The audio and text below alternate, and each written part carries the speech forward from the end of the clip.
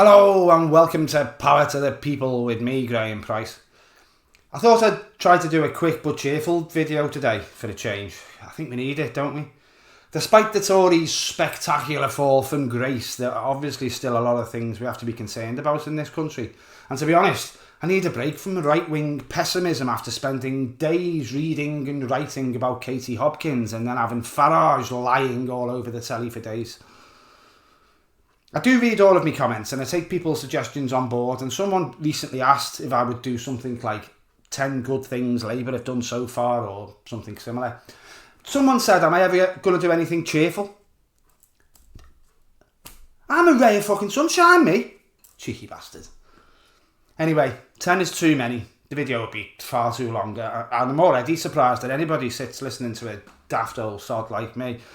So I made it a bit shorter and invoked the magic YouTube algorithm pleasing number of 5. Here's 5 things that Labour have done already that you should be cheerful about. Right after this idiot says his piece. I was just looking at my channel analytics and I noticed that 53% of people who watch my videos weren't subscribed. The pain. Come on, just have a quick check that you've subbed, liked and rang the bell. Make a skinny old scouser a little bit happier today. Obviously, the first thing to rejoice about is that Starmer fulfilled his pledge to end the Rwanda plan immediately if he was put into office.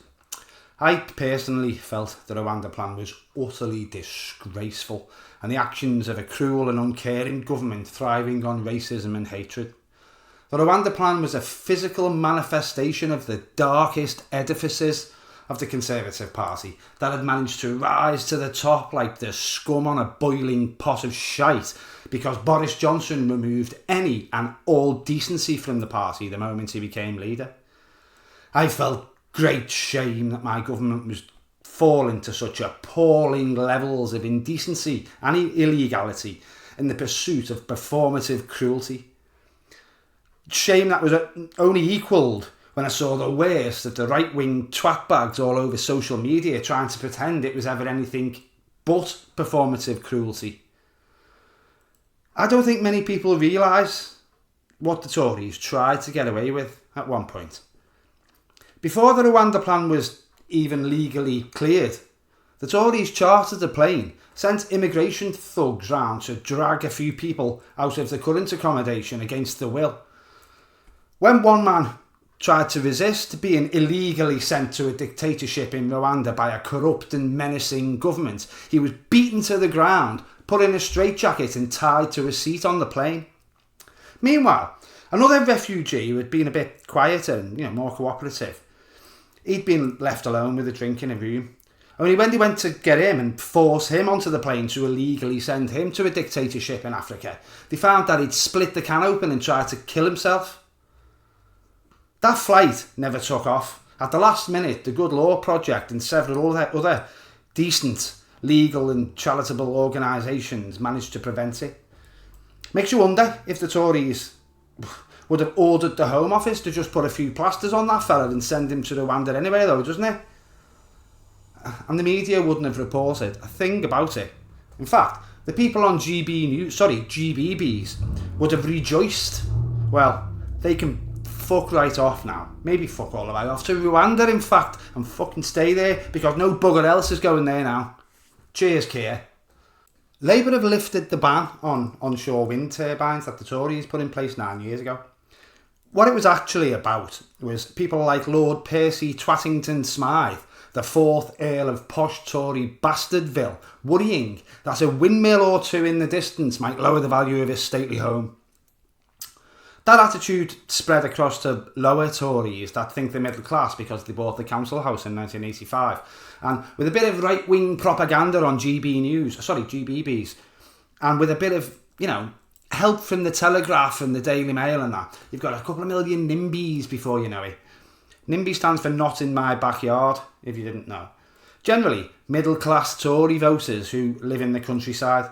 The exact type of people the Tories want to get the votes off. Though there seems to be a few Greens coming out with similar things lately too, which is a bit paradoxical, but there you go. The Tories introduced legislation that basically meant any onshore wind could only be built with the full blessing of the local community. Of course, they lied and said that it was to strengthen community cohesion or some other such bullshit. But they made it so that one vote against the plans could end them or seriously delay them. That meant none of the energy companies put as much funding into planning for onshore wind because they knew full well it would be practically impossible to get the planning permission. You see, all Lord Percy Twattington Smythe had to do was find out when the council meeting was and send his butler to register one vote against it, or his nanny, or his gardener, but his gardener's called Ted. Well, that's over now, and while it might obviously take a while for the infrastructure to be built, it will mean cheaper energy costs are on the horizon. While we might only see a small reduction this winter, by next winter, and certainly the one after that, energy costs will be reduced, hopefully significantly, because of Labour. And Lord Percy Twattington Smythe can shove his vote up his posh arse. Cheers, Keir. Labour have introduced plans to ring-fence money earned by water companies so that it can't be given out as obscene bonuses or dividends to shareholders. They've also introduced plans for customer panels that will be able to summon these water executives and ask them where all our fucking money has gone and why there are literally logs of shite floating in all our rivers. They've also introduced legislation that will force water companies to double the amount of compensation they pay out. You see, the water companies have spent years just giving all our money away to foreign shareholders and probably Tory donors. And because they are incredibly arrogant, seemingly have no self-awareness whatsoever, and couldn't give a toss if Brenda in Basingstoke found bits of bog roll floating in a teapot, they've had the breathtaking cheek to suggest a 21% hike in water bills to pay for infrastructure improvements. I'd imagine they're shitting themselves about a government that isn't utterly obsessed with greed like they are being in office. Ofwat have told them to piss off for now. Remember though, there's been a sea change here. A month ago, we'd have had a government that would have met the water barons and said to them, "Tell you what, old chap, make it a 25% rise and we'll set up a few discounts for the plebs that moan about cost of living and we'll get to make a killing in the meantime. The shareholders will love it. Oh, and at least do try to get a bit of the feces out of the water. Rishi's butler had to scoop a turd out of his swimming pool with a silver tea strainer a few days ago. Anyway, carry on, chaps." Those days are over. Water bills won't fall immediately. But now we have a government that will give Ofwat some actual power and back them. And with over 400 MPs in office for Labour, these changes will happen. Cheers, Keir. One of the worst things the Tories did was to seriously damage our National Health Service and undermine faith in its staff. Even in their dying days during the last election debates, the hateful Tories tried to blame NHS staff for the strike action that they had caused by steadily forcing them to accept real terms wages cuts over the whole time they were in office. Our nurses and doctors are some of the worst paid in Europe, and they were expected to continually do more and more with less and less funding, treating a steadily increasing and ageing population without adequate support. They lied about junior doctors and consultants, claiming to have met the unions when they simply hadn't. They lied about the offers they'd made and massaged the figures while subtly reminding their client media to have a go at turning people against everybody who ever had the gall to ask for their worth. They lied about train drivers and their plans to terminate huge amounts of rail network staff. They belittled teachers and nurses and care workers who'd said that they had to use a food bank. A government is supposed to solve problems. They created them, then tried to attack people with the solutions. Labour have already met with junior doctors and other NHS staff and made an offer to them that will hopefully end industrial action. They haven't maligned them for asking for a pay restoration or flat out refused to meet them and treated them like the enemy. Of course, they knew that they wouldn't give them 35%. That was talked about in the manifesto in the run up to the election. But Labour have negotiated and brought them down a little bit, rather than just treating them like fools. There's no reason the Conservatives couldn't have done that. They simply didn't want to. Labour have done more to restore the NHS in the last 4 weeks than the Tories did in the previous 4 years. Cheers, Keir. Some people are going to disagree with this last one. It's a bit subjective, and that's fine. But try to be polite and at least justify your reasons if you want to tell me that I'm wrong in the comments section. And if you're going to insult me, try to make it something a bit more interesting than lefty. I've never been more proud to be a lefty in my life. Look at the state of the place after 14 years of the right wing running the government. Anyway, I've seen a few examples lately where when I've mentioned something that Labour have announced, people will, they'll roll their eyes and, oh, that'll never happen. I think that's a holdover attitude from living under a government that continuously promised everything but delivered nothing, while actively seeking to convince us we'd never had it so good as they asset stripped the nation. We never got those 40 hospitals. We never got Brexit done. And we got to a point where we knew every single thing that they said was a lie and every promise that they made would be broken, didn't we? We've had 14 years where whatever option the government could have taken, in any situation, we always knew we could depend on them to take the worst one and then lie about it. And then the next day, you'd find the papers telling us they were being honest and we should vote for them again.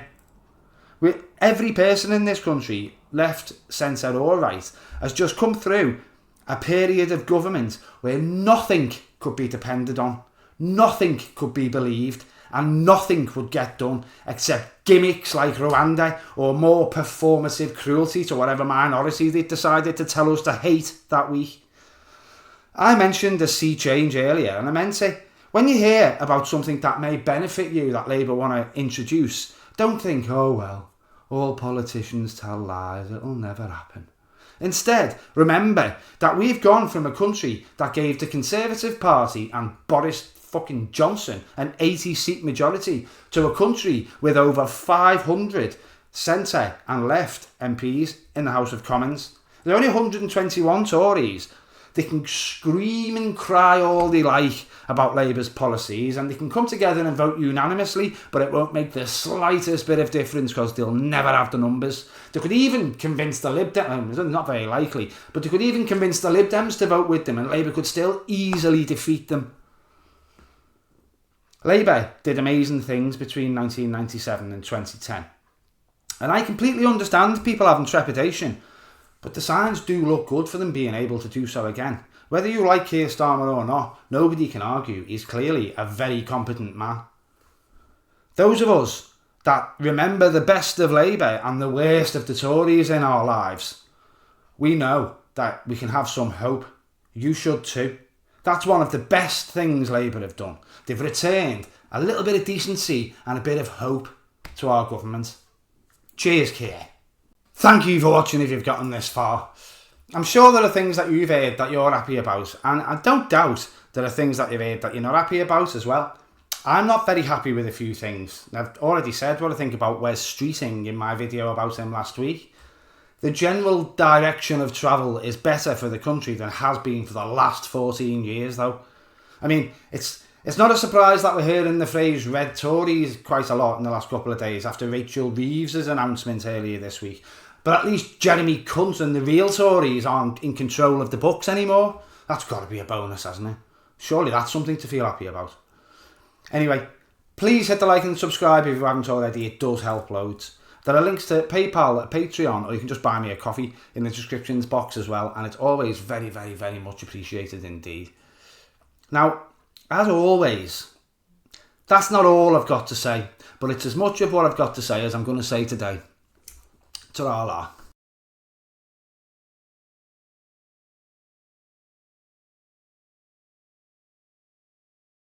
Alright, dog. Eh? She's not dealing with the heat very well. She didn't enjoy her walk very much today either, did you? She walked into 2 wheelie bins, got told off for eating a slug, and then got frightened by a motorbike. Had to bring her home. And you're getting a bit too old for these walks, aren't you, babe?